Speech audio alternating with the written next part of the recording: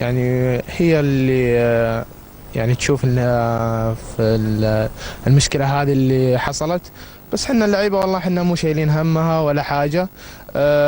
يعني احنا نركز في التمارين وفي المباريات الجايه، والاداره تشتغل شغلها. كابتن، مسألة الصدارة، مرة الاتحاد، مرة يتقدم الهلال، مرة في منافسة من الأندية الثانية، مدى تأثير هذه عليكم؟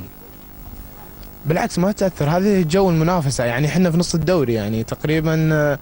احنا ندخل مبارياتنا وندخل نبغى الثلاث نقاط زي ما انتم شايفين.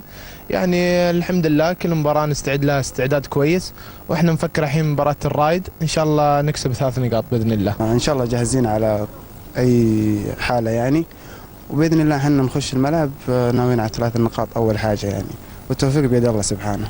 احنا نمشي شغلنا في الملعب سواء خصموا ولا ما خصموا، هذا موضوع عند الاداره، وان شاء الله احنا شغلنا بس في الملعب يعني. وعن هذه المباراة وأشياء أخرى يلتحق بنا